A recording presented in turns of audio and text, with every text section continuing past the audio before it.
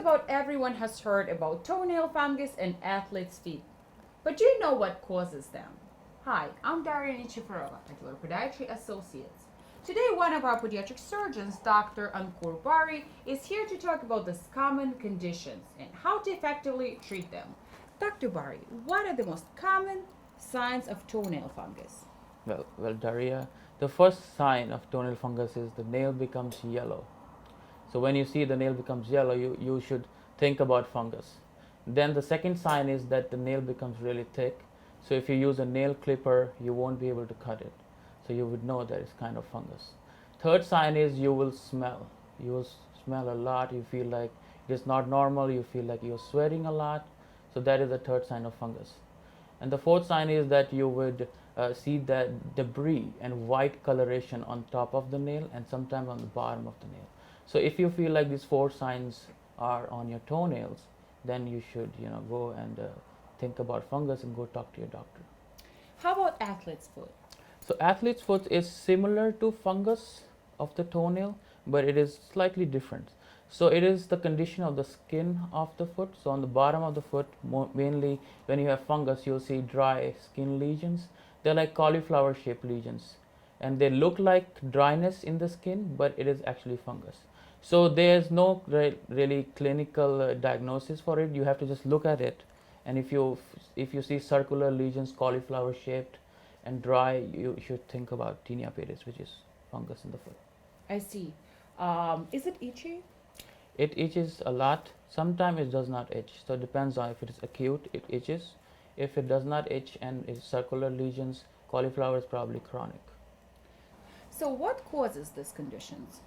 So this condition is caused mainly by fungus, but it's certain conditions. So if you are healthy and neat and clean, you would not have this problem. So mainly people who are unhygienic, like they go to gym and they don't change their socks, they wear the same clothes again and again. Especially a damp environment causes fungus.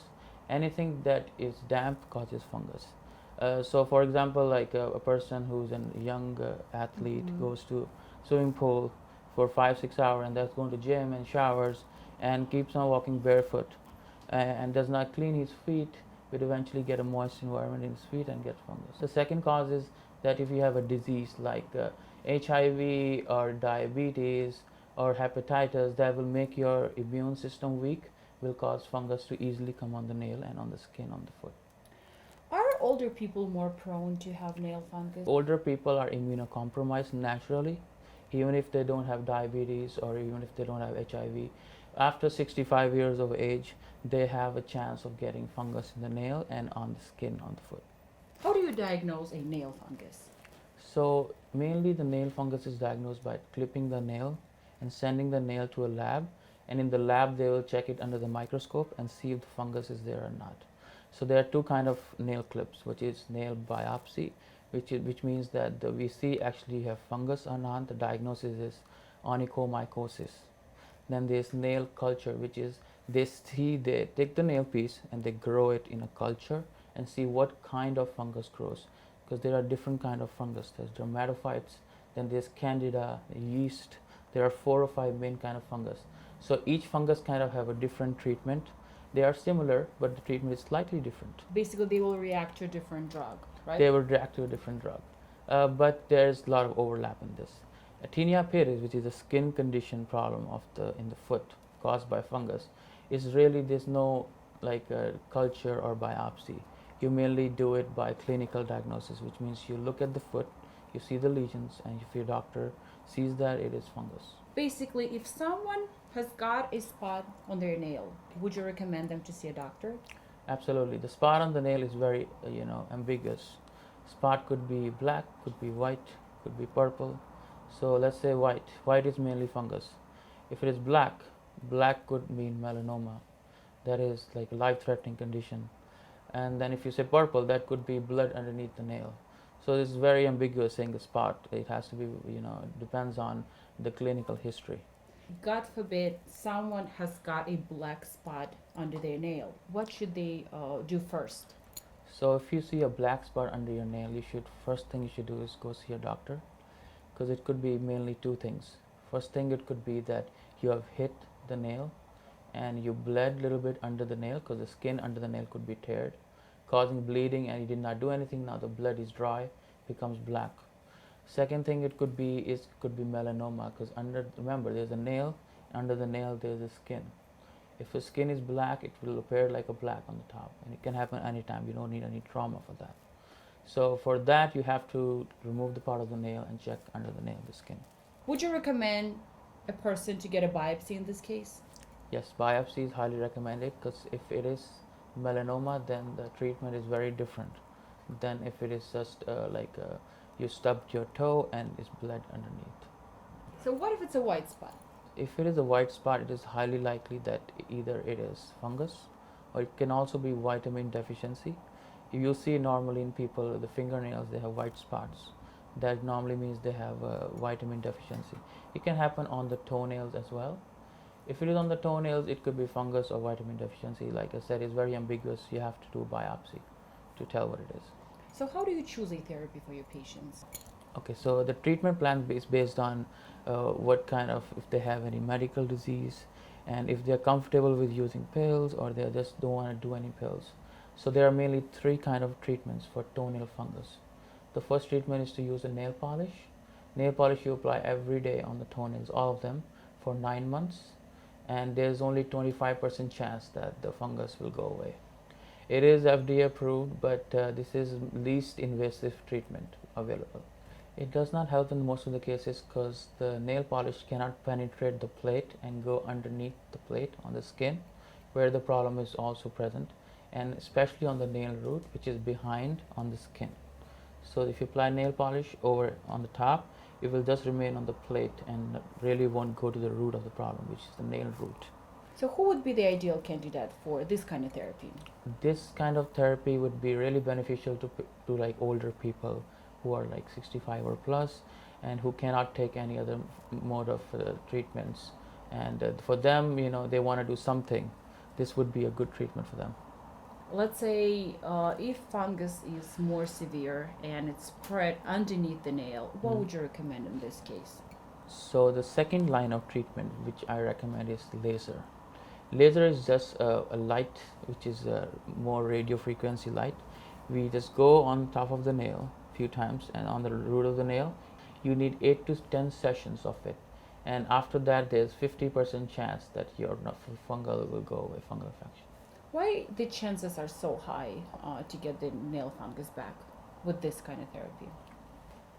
There are some studies that show that the laser light really does not go all the way to the root.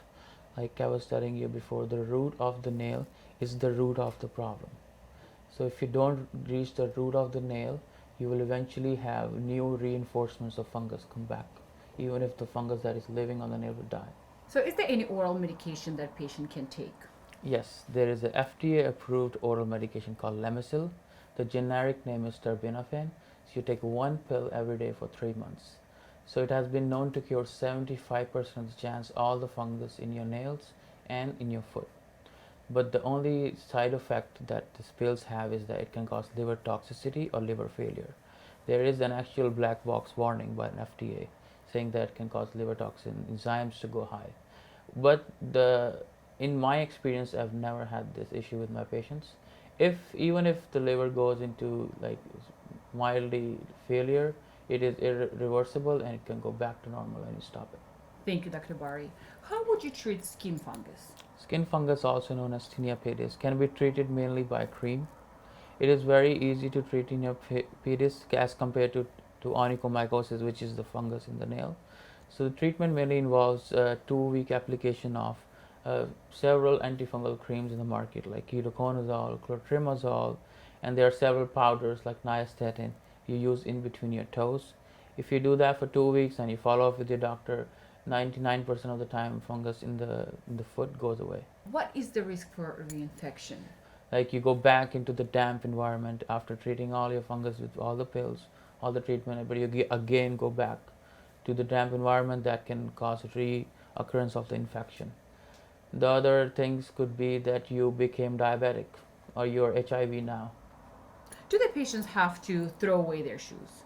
Not really. You don't have to throw away the shoes. There are several sprays over the counter like Lysol spray. You can spray it on your shoes. What patients can do to help themselves? Patients can definitely help themselves by having a good hygiene. So they have to see their, if they have fungus, let's say, they have to follow with the doctor, number one. Number two is they have to at home follow the regime doctor tells you, like apply cream, apply nail polish, take pills, change socks. That is the most important. Change socks daily. That causes the damp environment. Some people don't change socks for 3 days. You have to change socks twice every day minimum. That is what you can do at home for yourself. When you shower, after you shower, you dry your feet with towel properly in between the toes as well. If you do that, keep it dry, follow the doctor's prescriptions, and what our doctor says, your fungus will go away. What would you recommend to patients with excess food sweating? So excess foot sweating, there are several treatments for that. There are certain creams that you can apply that kind of dries your feet instead of other way around moisturizes it. You can do that. There are several injections available in the market, like Botox injection. You can apply in the particular area on the foot that dries it out, and then you can this way the sweatness in the foot goes away. Dr. Barry, will getting Botox injections in the feet help with the future fungus prevention? Yes, if patient is prone to having sweaty feet, which is a genetic problem, you can get a Botox injection and that will stop the sweatiness and indirectly help you with the fungus problem. Is there anything else you can recommend to our patients? There are several other options, like you can use orthotics, which are like the insoles in the shoe.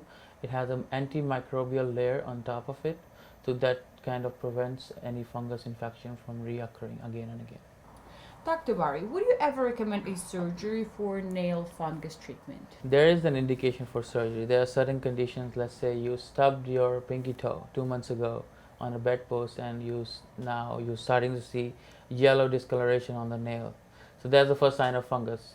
If that happens, then we can remove the toenail and give you some oral antifungal and topical antifungal and powder, and that'll prevent the fungus to go back. But remember, when you have fungus, it can hurt too. The nail can hurt.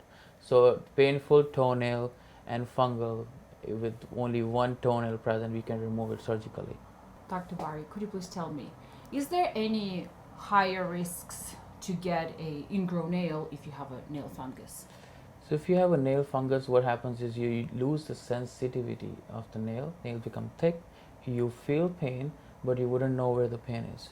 So sometimes what happens is you have nail ingrown is the infection on the side of the nail. So it can happen together with the fungus. So and ingrown comes with bacterial infection. So when you have fungal infection, bacterial infection is also at a higher risk because your nail is very weak. So if you have a fungal nail, you high chance of getting an ingrown nail that will cause bacterial infection. Dr. Barry, why patients would choose Diller Podiatry? The answer is we do everything we can to help the patients. So we include all the treatments, not only oral medication, we do topical, we do laser, we have a laser machine in every office here.